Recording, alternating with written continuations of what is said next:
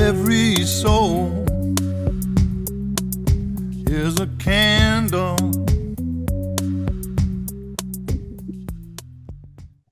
Hi, this is Phillip Namanworth. Welcome to Creative Spirituality. And we're starting off with a question because we're Jewish. And there's a question about the child of Esther, etc.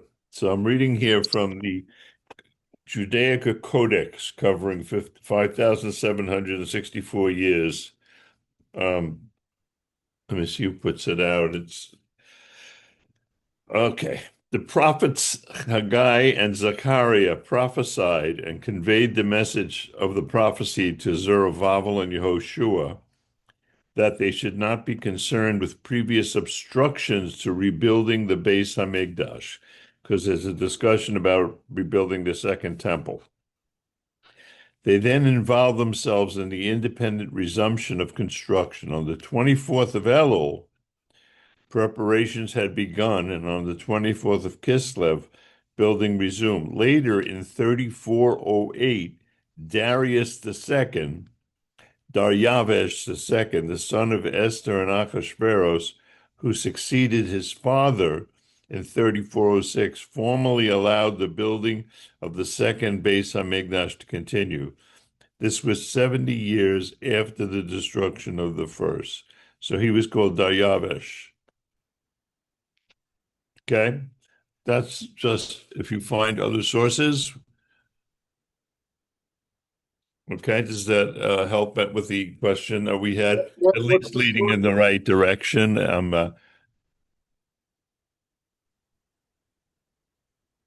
Jewish history is quite fascinating. You know, we live in America and we sort of have an idea of American history, though we don't really know American history, but we have an idea of it. In Jewish history, it's important.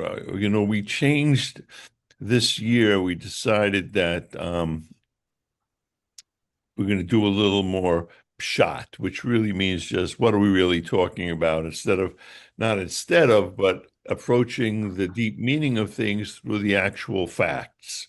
So this is good because actual facts will lead you into a deeper place because they're not disconnected from the meanings of how they got to be the way they are and the things they spurred.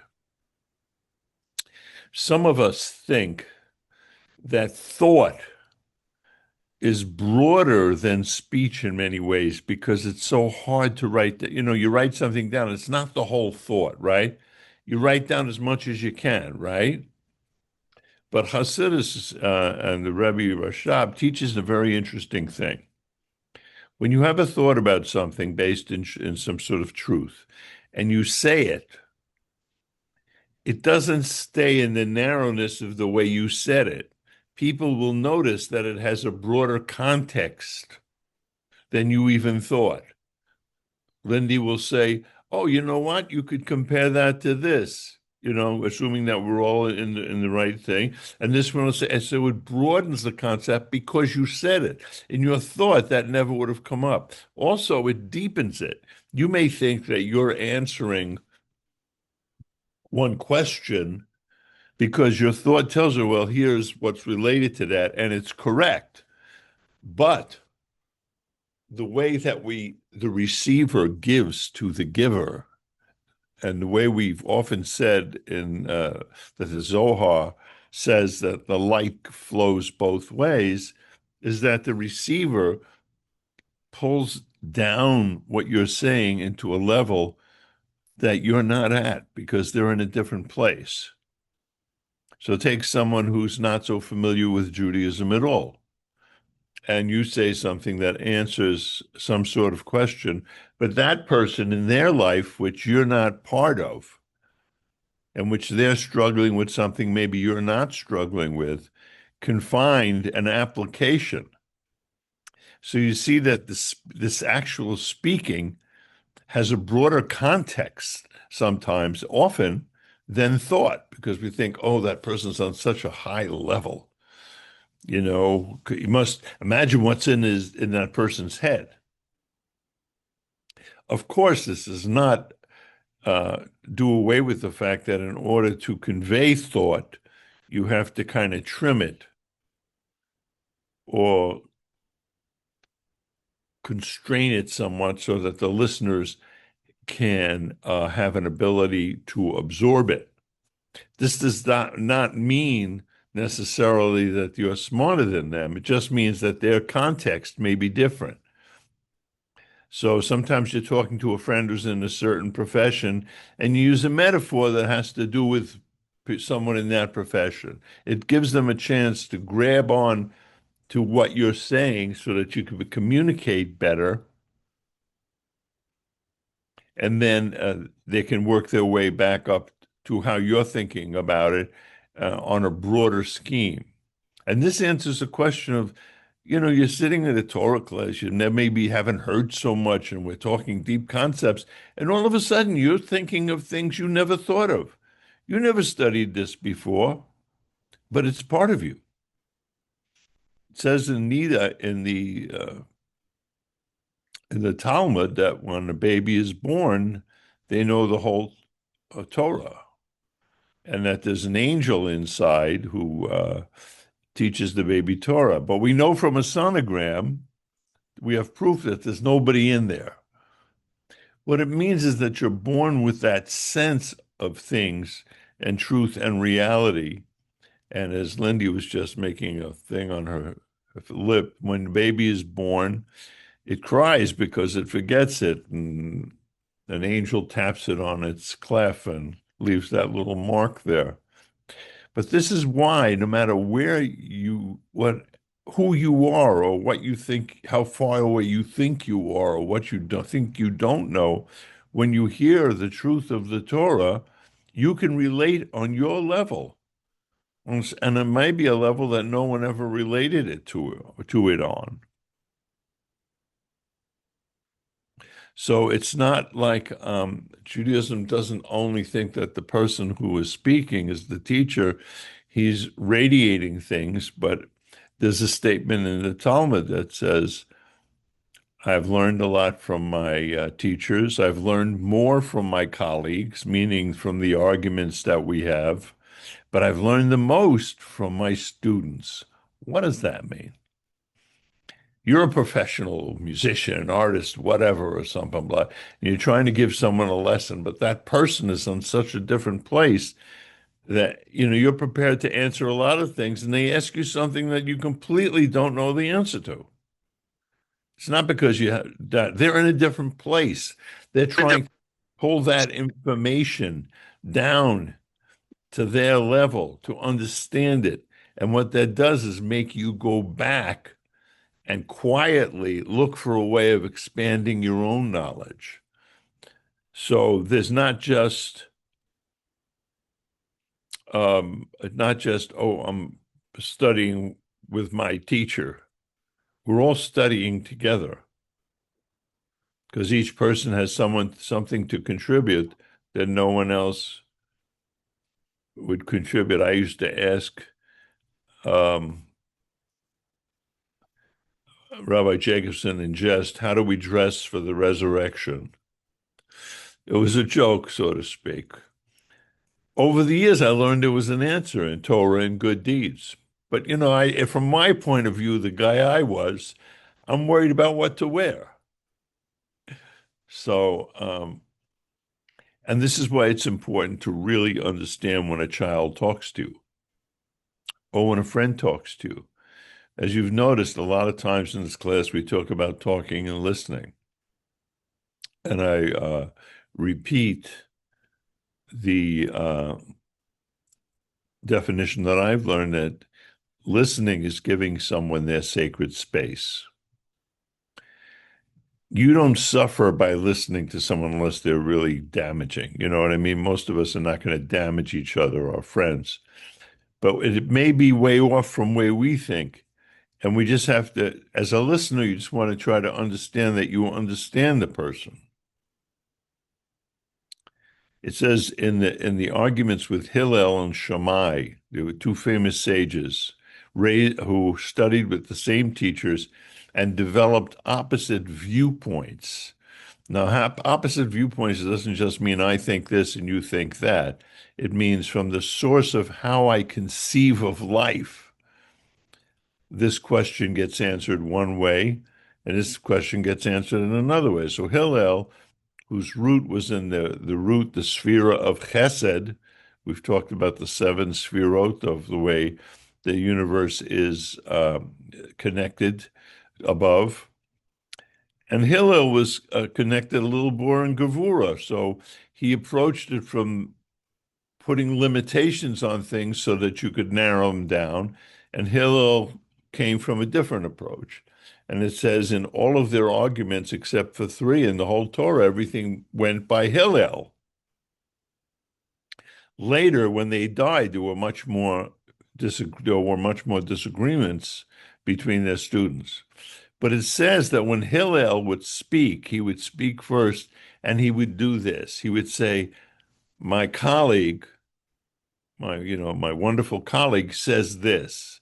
And he would say what his colleague said to make sure he was repeating it as the person thought it, which is a way of showing that person, whether you agree or not, that you understand what they're thinking about.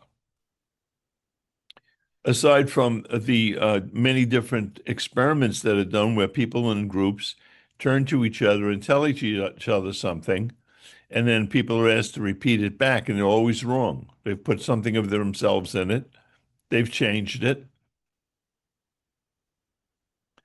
This is why there is an emphasis on repeating mimers and speeches word for word. You may understand them differently, but you can't change the source because you may not know what the source actually means, but you can know the words. The quote is such and such. Today, you may think it means something else, but the quote is what it was, unless there's a disagreement on what was written down. It's maybe like the folios of Shakespeare. This one, it says the play said this, that one, it says that. So it's a different discussion. But in the Torah, we have it written down exactly what it says. And that's why it's good to go to the source. And it's also because that source is from the world of truth. Everybody should study the Torah because we're going to all read the exact same thing at the same time, but we're not studying the same thing any more than the fact that we may all say the Shema or make a bracha on the candles with the same words, but our feeling, what we bring to it, how we live with it, how we experience it is different. But depending on our ability as vessels to absorb light, so to speak, we will understand it on our own level.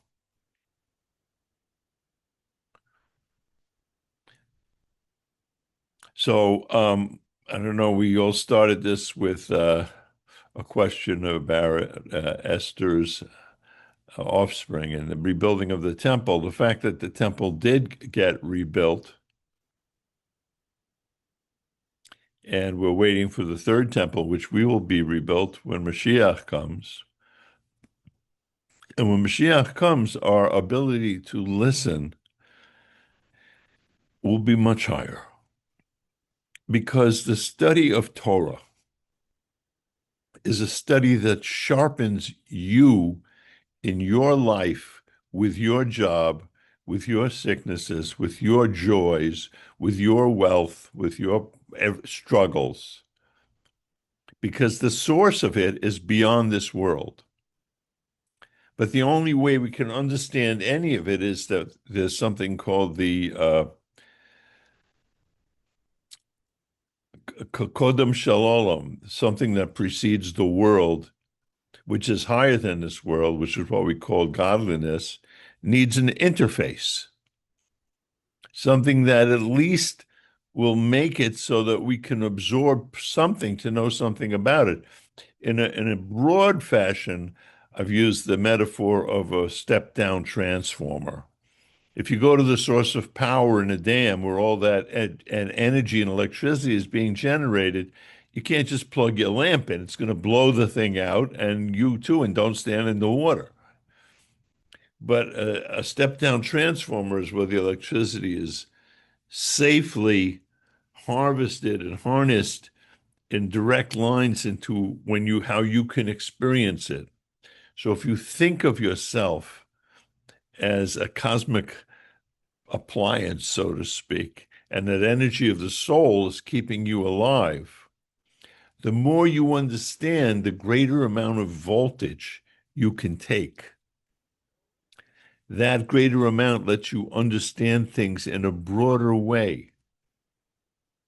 And for those of us who haven't spoken about that, but in the world to come, when we've made the transition to the next world, where the radiance is greater, what we experience in that world depends on what we did in this world. Which brings up there's one of High Vinish, it's a mimer from the Alter Rebbe on Purim. He brings up a discussion on two opposing statements, so to speak. But though I say almost everything in the Torah we ever discuss has at least two opposing statements, right? Or else it wouldn't be Torah. And part of the Torah is, part of what it allows you to do is to hold or to look at two opposing things from two different sides. It says that a person fulfills his act of studying Torah by reading one page in the morning and one page in the evening. We've heard things like this, right? Read one little thing in the morning and one little thing in the... But then it says someone who's capable of studying Torah and doesn't study a lot is leaving a vacuum, a void in the world, and is punishable in certain ways. But didn't you just tell me that all we have to do is read a page in the morning and a page in the evening? This depends on a number of things. That's for people who maybe weren't blessed with the time or the mental facility. They were given other gifts, but what they study in their one page gives them all of the electricity they need for them to fulfill their mission, whereas someone else who's got a broader potential. Do you ever meet someone who's doing something that's way under their ability?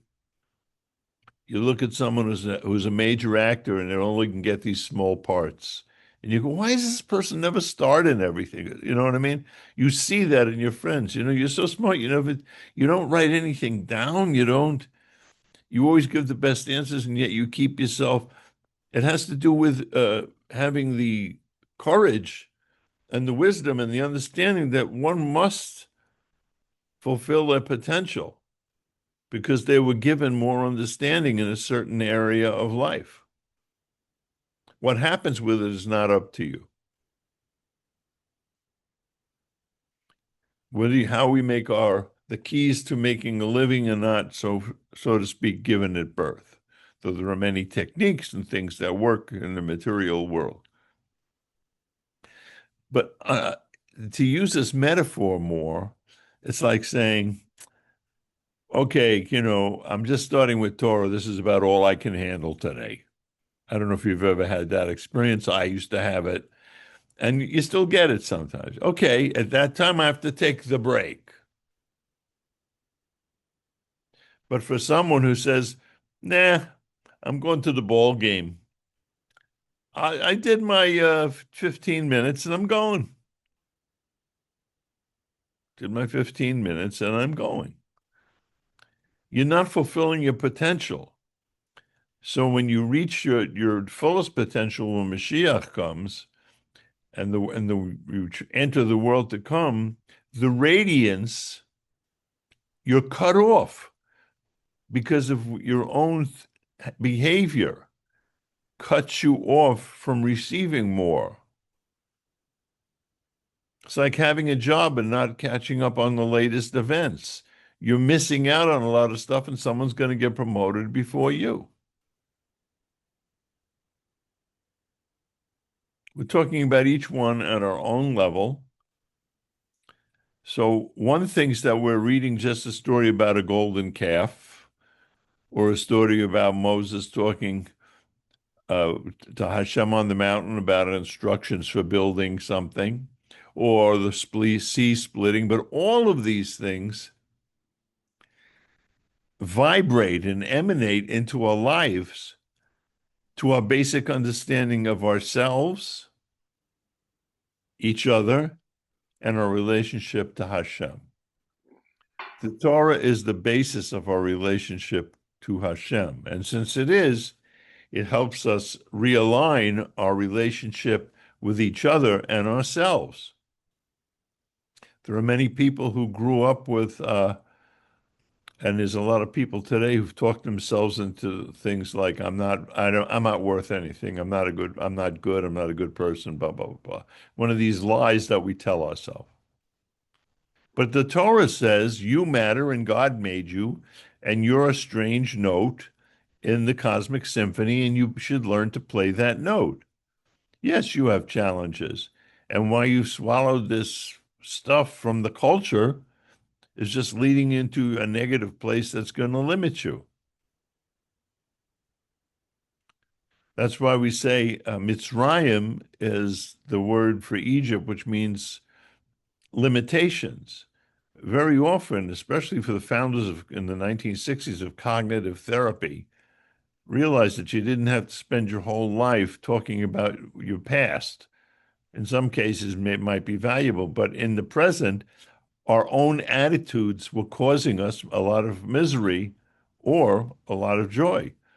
And by finding techniques about how to talk to ourselves, we also learn how to talk to others.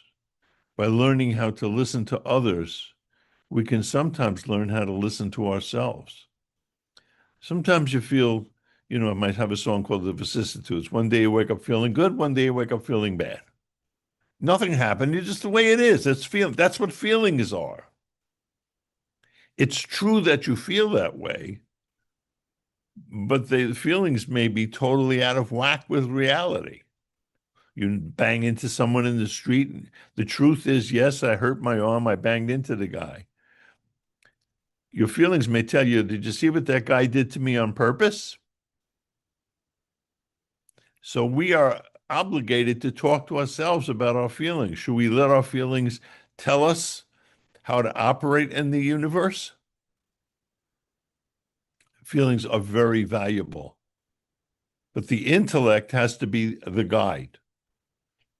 Except if your intellect is being formed by your emotions. And how does that happen? That does happen in childhood often.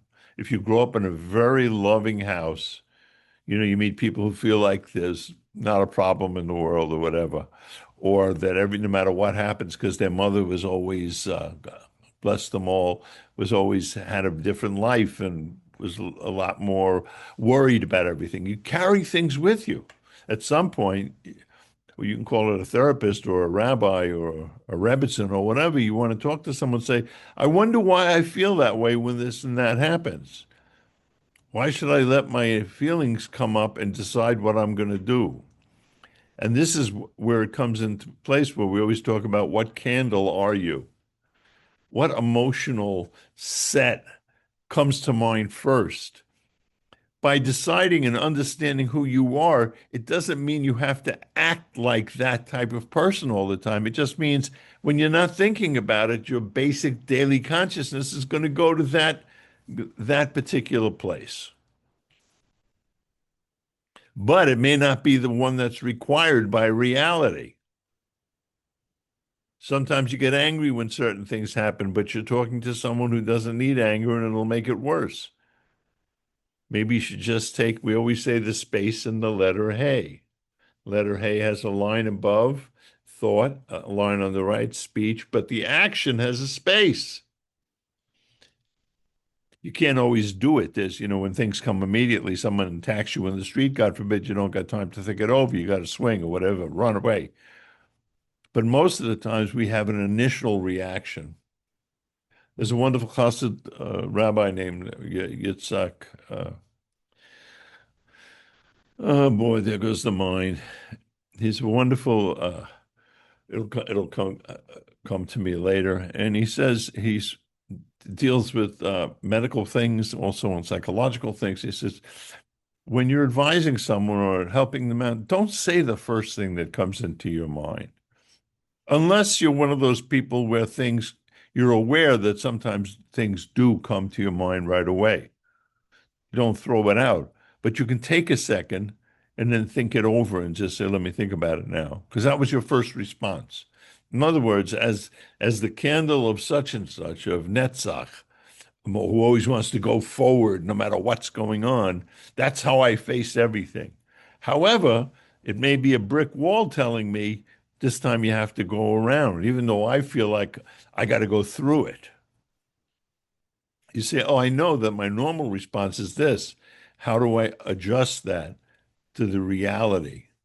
And this is, of course, very, very happy and very, very appropriate for children. Because when we're raising children, what we're really learning also is who that child is. We're surprised by how they react to things. We notice that they have a personality of their own. If the parent wants that child to have the same personality or look at life the way they do, well, that's going to always happen. And there'll be the normal clashes with that. But if you see the child is different and you understand it, then you can use your mind to adjust your emotions for dealing with that person. This is one of the difficulties and joys of the challenge of having long-term relationships. And the first place you see how to have a long-term relationship is between God and the Jewish people. Basically, the story of the relationship between God and the Jewish people is there's a love affair, we're married, we get a ketubah, and then there's betrayal. Right? The whole book. There you go, betrayal. And the question for all of us, is it possible to still have a relationship if the betrayal has occurred? And the Torah says yes. And then there's something called reconciliation. So the whole Torah, in a way, is that story. That's the story of our lives, the ups and downs. And in this week's Parsha, where the Jewish people made make a golden calf, we learned from going down that far, we learned something about what's called teshuvah. Teshuvah means to return, but you don't return to the same place you were before. If a couple is very close and there's something that happens, when forgiveness happens, that should take you to a higher place. In other words, you fall in love because it's not a contractual thing. You don't know the person. You're not doing it because this person's going to do it. You have no idea, really. You could say, I saw it, but so what's the first part of the Torah is the contractual part. I want you to behave this way, right? You do this, I'm going to watch over you, blah, blah, blah, blah, blah. That's Yisro. And then you get to Mishpatim, which is the part about the laws. That's contractual, but it's based on the covenantal. I love you no matter what. And what form that takes has to be solid. So in one of the prophets, it says, the Jewish people saying God has forsaken us, so we might as well do something else. And the prophet says, in the name of Hashem, where's my bill of divorce? I never gave you a bill of divorce. I just hid my face because of you. You did something bad, and this is what happens between and a betrayal. So we have Moses on top of the mountain speaking to Hashem, getting all kinds of instructions about building an actual physical thing. God is telling us to actually do something for heaven with physical objects, depending on your ability, right? Everybody has to bring three shekels today, but 2 shekels, one for the daily offerings, one for the sockets, but the third offering is a nadiv, whatever you can afford. You could bring argamon, you could bring woolen stuff, you can bring bread, copper, silver. That's acknowledging that we're all different, but it takes all of us to build this thing. Of course, as you progress in life and you have more, you bring more. The thing about being wiser is that you have better things to discuss with your friends and children and better relationships. You'll have to learn how to hold it. So this is the story in Kitisa. Kitisa sees when you raise the heads of the people of Israel. This actually happened after the golden calf. In fact, there's an argument between the Zohar, the Ramban, and Rashi about when the calf, the event of the golden calf happened. It might have happened right after the last parsha, or it might have. We do know that they didn't start building the Mishkan until the next Yom Kippur, the day after he comes down with the second tablet. So a lot of stuff is going on. So that when I remember when first learning this, I would go, wait a minute, God just did all of this stuff for the Jewish people. How could they have done that? And I think with this little bit of wisdom that's come my way, I understand that people do all kinds of things. And sometimes they do things unexpected because it's not purposely, but God sets it up so that will happen. We have to say, and it says in the Talmud, that God set up the experience where they would build this calf because they never would have done it. They just wouldn't have. You're right. They wouldn't have done it after everything. But God set it up so circumstances brought it down and there was a breach. The purpose of that breach was to test the relationship between us and our loved ones, us and ourselves, and us and God. As we've noticed and said many times, the importance of studying Torah is for you to have a relationship with Hashem, however that works out. It's not about what we think about it. First, figure something out for yourself. And as you notice in this parsha, when you read it, Moses is arguing with God. Abraham argues with God. You wonder why Jews argue? We always argue. We argue with ourselves. That's called psychology. We argue with other peoples. That's called sociology. And we argue with God. That's called philosophy. But the arguments aren't meant to separate us. That's why Jewish studying is done in a chavrusa, which means you're arguing positions. Sometimes you will say, that's really what they say, but I don't like it. That's honest. It's always easier to do the thing that's easier for you. And that's the thing that makes you least comfortable. So if your emotions on a certain level, they make you less comfortable. This is what's going on today with this woke stuff and all of this, how young people can act so crazy. They've tagged into things that they've already adopted on their own from being coddled so long. And they've superimposed alien thoughts on them. So kids coming to school who are uncertain and blah, blah, blah, blah, blah, they all have the potential to take a ride on this other philosophy, which they really haven't thought about. And their source is not a good source. So one person thinks they're studying about making the kior, the place where the Kohanes washed their hands and feet before they went in for sacrifices or into the into the Ohel Moed, and we are doing that. And Moses is talking to Hashem, but what is the Torah? It's an interface between what's our job between God's cosmic, infinite knowledge and existence and our existence in a physical plane. Hashem has set it up so that the Torah gives you a blueprint for how to get along in your daily life with the things that happen to normal people. It is not a basis of the Torah that one studies forever and hides away from society. Some religions have that. We do not have that.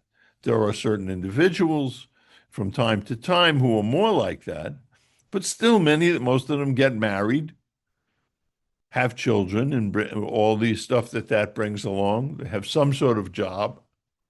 We're not supposed to be,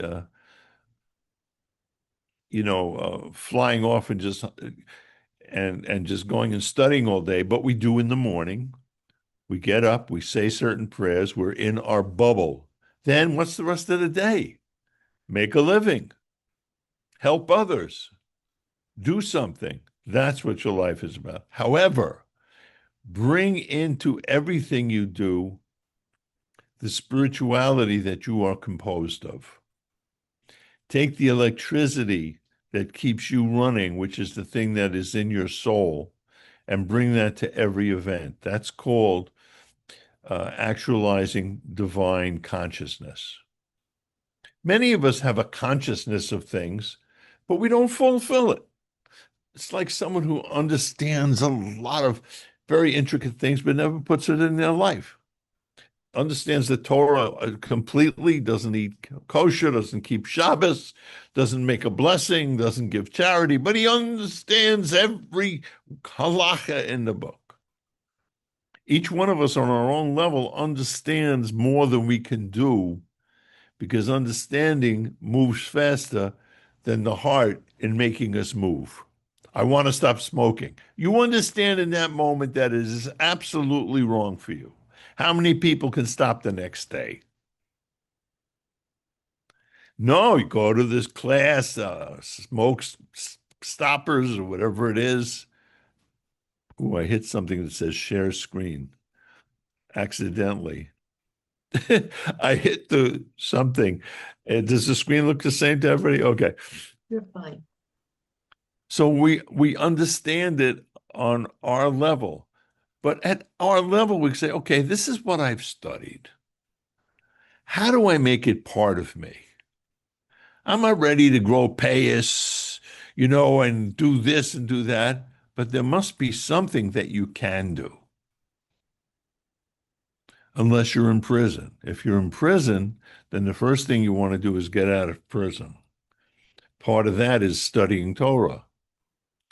And I want to say to some people who start studying here, when we used to go to Rabbi Jacobson many years ago, most of us used to fall asleep while he was talking, because the layers would drift away and you would become so relaxed because you'd adjust yourself and your soul.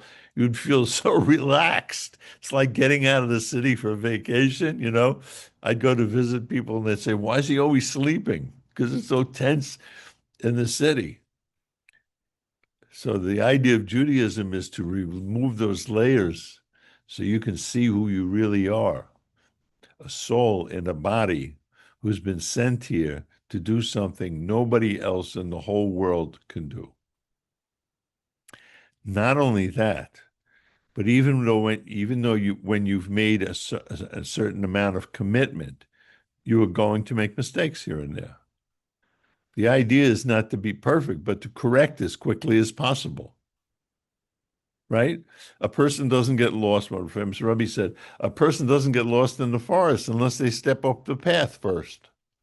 Who doesn't step off the path for a second?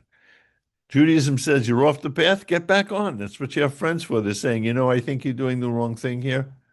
Enough of them say it, you start believing, you get back and go, oh, thank goodness someone pointed it out to me, because I had it in my mind. I figured out just how brilliant I am, that I know exactly what to do. When underneath, you're just covering up an insecurity or something else. This is why we must have guidelines. And of course, the Torah is that blueprint. Now, there's no proof, it's basically taste it and see. Do I enjoy the classes? Do I think more broadly? It's not do I think this or that, it's do I have a little more broadness in my thought? Am I able to understand that sometimes my thought is based on something that's not accurate? These ways of understanding oneself bring oneself to a higher plane of being able to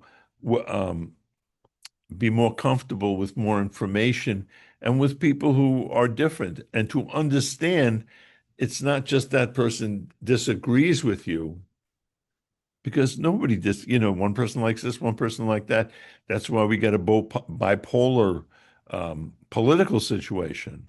But you have to understand the source from which they're coming and why it brings up that thing. Then there's a chance of maybe discussing something. But if someone says, no, no, anybody who disagrees with me, does this sound familiar, is my enemy. This is so un-American from the beginning of our times.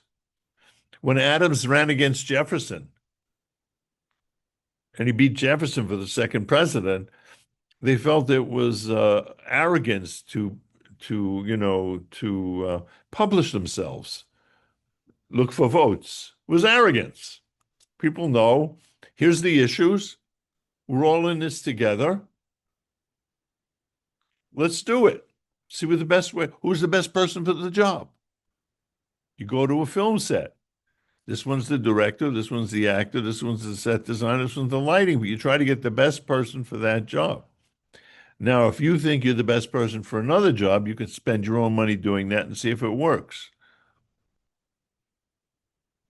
But if they say, if the heart wants to be the liver and the liver wants to be a spleen, you have a problem. So figuring out who does what well. And this also answers part of another question when people used to ask the Lubavitch Rebbe, how do I know what my mission is? And he said a number of things. From the way I understand, he said, well, very often something that you don't want to do is something you should do, and examine that. And then he said, listen to what people, I think he said, listen to what people say to you about who you are. Oh, you're always so giving, or you always want to argue, or you always want to help, or you always say no. And if someone says that, they're not, don't take it as a criticism. Say, oh, that's how I appear to other people. Is that what's appropriate? Is that what I want? I'll use it or I won't use it. In fact, if I'm really stubborn, there's going to be some situations where that's going to come in handy. What are the Jews called? A stiff-necked people, right? Am Kishei Oref, a stiff-necked people. That's good in defending Judaism. It's not good in doing what I want because I want to. That's ego for the purpose of narcissism. The Alter Rebbe, who wrote the Tanya, towards the end of his life, he re-examined what he felt about ego and thought about ego, and he said the ego is very important. You need it so badly, and it should have its place, but it has to be in the place of serving heaven. You were made you should be stubborn about things. We shouldn't crunch to try to be like everybody else and then be assimilated. It says in the Torah, people will respect you for being who you are. And if they hate you because they hate you, that's their problem. But trying to be like someone else, my grandmother used to say, if I would be you, who would be me? Why am I saying all these crazy stories when we're really talking about a golden calf? It's all comes from that. You could not probably do anything worse than what happened at that point. God's first commandment, I am the Lord your God, you shall have no other gods before me. And all of a sudden, Moses is gone. The people are upset. There are a lot of non-Jewish converts there affecting them, called the Erev Rav. And they don't think that there's no God. They need an intermediary. They don't know, because they haven't absorbed the Torah yet, which is the intermediary. And they cause this terrible problem.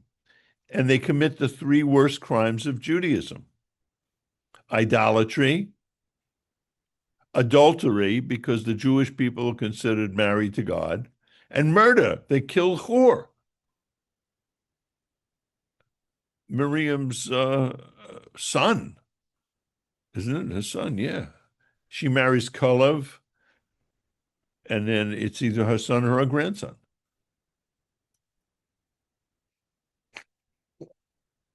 To be checked.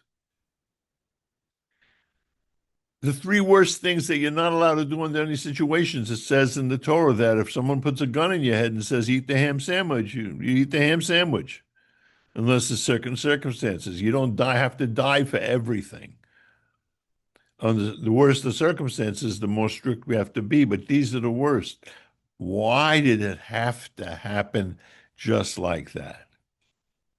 Because you cannot have a relationship without knowing what happens when you screw up.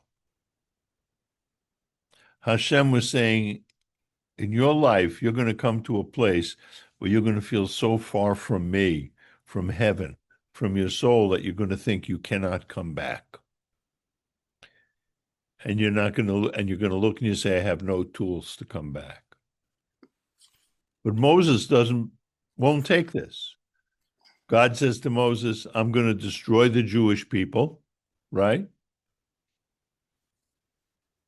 And Moses says, what? If you destroy them, take me out of your book. Who is he making amends for at this point? One of our famous people in history did not pray for his generation. Noah. He told the people to do tshuva here and there. Abraham prayed for the people of Sodom. If there's 50, don't kill them. But Moses says, I am not different. I am not separate from the people you put me to watch over. If something happens to them, it happens to me. So I need you. And it says in the Midrashim something like God said, listen, if you put your hand in fire, it burns. Don't blame me if you put your hand in the fire. It says if you worship idols and do this, this is the punishment. And Moses, figuratively, Kavyochel says, yeah, but you made these rules. You're beyond these rules. Reach in and bring us something that we don't have yet. And he says, these are the 13 attributes of mercy. I'm giving you hope that whenever you go wrong, you can come back and do tshuva. He had to reach into your essence. Moses comes down from the mountain, and the people that tried and punished those who had witnesses and were warned, were killed. Those who did it and had no witnesses had a plague, and then there was some who just stood by and didn't do anything. They didn't stop anybody, and that's why we say that the sin of the golden calf is always with us, because it represents the payback, so to speak, spiritually, for those people who did not step in. But Moses said, no, you have to give us something. And so Hashem says, and this is what we say on the high holidays, Hashem, kel rachum v'chanun, erech apayim v'rav chesed v'emes, notzer chesed la'alofim nosei ovon v'fesha v'chato v'nakei. He says, whenever you say this formula, I will forgive you. And that's the main part of the high holiday services. But it's to tell you that tshuva means that you've been to a place that you will never go again, even though, let me reframe it. You were in a relationship where you thought everything was solid, right? We all are in some way. But you went and did something that's puts the relationship in jeopardy, which means what you did was stronger than your commitment to the relationship. That's funky, right? You should know me better. How could you do that? And I think you get a shot at that once, because it tells you that my relationship is not as strong as I thought it was. I thought it would keep me. No, you didn't do any work on staying away from it. You just counted on the relationship. No, you can't. You have to work on it. So after there is a problem and you work it out, you have to dig much deeper. And the result should be that the reconciliation is at a higher point than the original relationship where you would never do it again. Because when one person betrays another person, both people have to dig for a place where the relationship means more to them than what happened. Sometimes you can, sometimes you can't. That's why it's so hard to forgive someone who you love, who did something. But you have to not just forgive them, you have to find a place where it's more important. You're not saying, well, he's going to do this again. You're saying there is something deeper between us than just that contractual part. There's that covenantal part, the kind that a mother has with a child. Everybody said he was a very nice boy. The mother's crying. The kid shot 13 people with a rifle. But he's a very good boy. It's that kind of thing used in the right way. So Hashem is asking us to build a home for him. It has to include a way to repair ourselves in our relationship in life. Now that we've become a people, now that Abraham took it on himself and gave it to his family, and then we were a family, and then we were tribes, and now we're a people, and now we're a people who have accepted God as our king. No other nation on the earth had done that. They had gods, but there still was the king. No, the law is the law. Moses represents the law. King David was supposed to bring us to a higher level as king. He wasn't supposed to lord it over us as the kings of other times, which was this mistake of asking Saul to be a king or asking for a king when we did later, because one of the three things when we entered the land was to settle the land, appoint a king, and get rid of Amalek. So then you're saying, but then they asked for King Saul, and God was mad at them because they wanted to be like everybody else. God didn't spend his time polishing you, sculpting you, giving you something no one else has in the world for you to go out and try to lose it being someone else. Your job is to see who you are, what you're made of, what's useful and what's not useful. And over time, we will continue to look for our potential and what our job in life is. And this we do by getting together and discussing, and then taking these ideas and discussing them at home, and hopefully doing the work we were given in life, whatever that is, and treating people better. Or if we notice that we always are a little off in one way, making a commitment to try to get on. Or if we're trying to light candles, try to light them every week. Or maybe you want to start something in kosher, maybe stop drinking non-kosher wine. Anything you do has an effect on how you think and feel and changes you. If you just change your thinking and you cannot see the implications, there's a problem. A lot of philosophers had very good ideas, but they didn't foresee the implications of where it would take you. Should we try to take care of all the poor in the world? Of course we should. But what's the implication of saying that everybody has to give part of their money to help someone else and be a socialist and do this and do that? But maybe that's not the right formula. Do we have to do the best for our family? Yes, but maybe that's to say you ought to also get out of yourself and make sure that you're thinking about the rest of the world as well.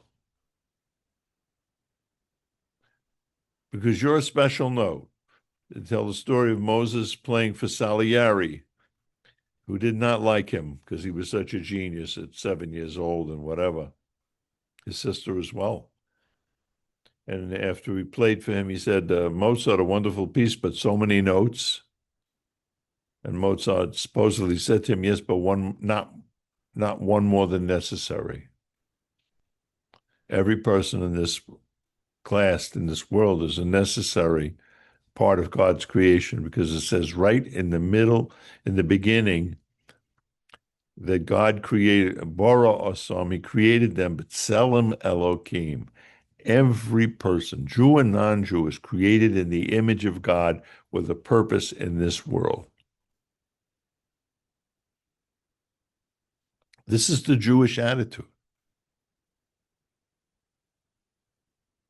And getting together and discussing it and reading the Torah, we learn to see how the stories, how you can go off when you think you're on.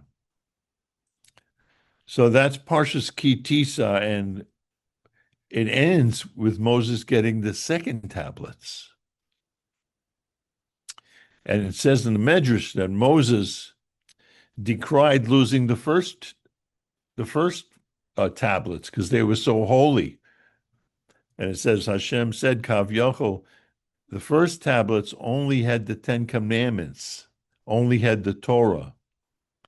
The second tablets contained the Midrash, the Agada, and all the Oratorah and explanation, which meaning that at your level, you'll be able to find stories and ways in that you couldn't understand by just discussing the halacha.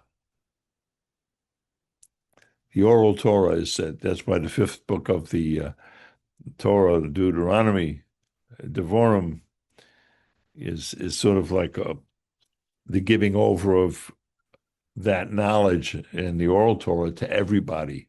Moses says, I know I'm going to pass away, but this stuff is not too far away from you, even when I'm not here. So yeah, when Moses was here, we understood everything. He told us what this means. He told us what that means. No, no, no. In every generation, there's a Moshe. There's a Mashiach. There's a Moshe. There's someone, and there are leaders who help you find those things in yourself. And you don't have to go up to heaven to get them, and it's not across the sea. It's right there in your own life, in all the opportunities that you're given to love, to share, to change. We are not stuck. People are born to change. It says, Machadesh betuvo b'chol yom tomid maseh breshis. Every day is changing, is different. You don't get up today and dress for yesterday's weather even. Especially now. It might be 70 degrees tomorrow. Who knows? One day it's 50, but your life's not like that. Every day, your soul is consistently in touch with reality. And sometimes one has to suffer through the hard part of digging to that place.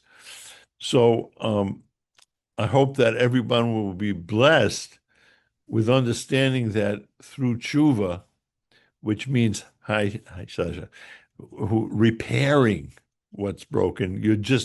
It's not that you were bad and you did wrong. It's that you did something that's a little off course and you need to get back on course.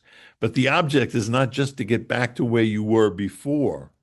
From having that experience, you come to a higher place, a closer place with yourself, with other people, and Hashem. You know, they say a new soldier wants to be in battle with someone who's been in the foxhole before. You know what I mean? So you want to find friends and people who understand, how do I do this? And we find that in the arts, many of us in the arts, that the greatest artists kept having teachers. LeBron will take off during the summer and go for a shooting thing with a teacher.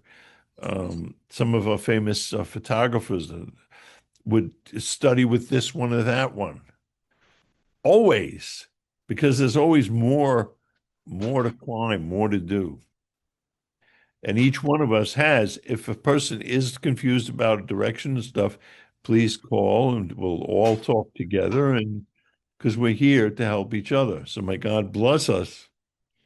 We're in the time now between Pesach, one joyfulness, Pesach, Purim and Pesach. We were just saved overnight. And now we're heading into the place of freedom. And we've been discussing the ideas of what freedom is. You know, if you turn on the social media, everybody's talking about freedom and oneness in this and acting completely opposite. The Torah says in Pirkei Avot, Ein ben chorin elo ba'osek Talmud Torah. You cannot be a free person unless you're studying Torah. And it doesn't even say that everybody who studies is going to be really free. But you have to know what freedom means. And we'll be discussing more and more of that to get ready for Passover. And I would say, everybody, please start looking for a Haggadah now that you're going to like to use for the holiday and start studying a little bit. Read the chapters B'Shalach and Bo. Go in there having that kind of experience, and really, it'll just change it this year. It won't be another like, oh, I never know what's going on. We do know what's going on. It's part of who we are. It's not something that happened back then. There's an interesting law about the Megillah. We all read the Megillah, right? The story of Esther. If anybody hasn't read the story of Esther, which is the Megillah, please read it. The Baal Shem Tov says, anyone who reads the Megillah backwards did not fulfill the mitzvah. What does he mean? You read it backwards, what? Word for word backwards? Or what he means is, if you read the Megillah like it's something that only happened back then and is not happening now, you did not fulfill the mitzvah. Because the Torah is eternal. And this year, more than ever, if the book of Esther isn't happening right now with the Persians trying to kill us, we shouldn't need to have that happen. But it happens on a personal level and many levels. And I so appreciate everything that everybody brings to the class with their questions, with attitudes I never would have thought of myself, and how expanded it makes my life. And I bless everybody that you should have peace and wealth and health and all good and everything, and a good Shabbos. And this, we'll see you soon again. This is Creative Spirituality. Phillip Namanworth. Thank you for tuning in. Every soul is a candle. Every soul is a candle of God, sent down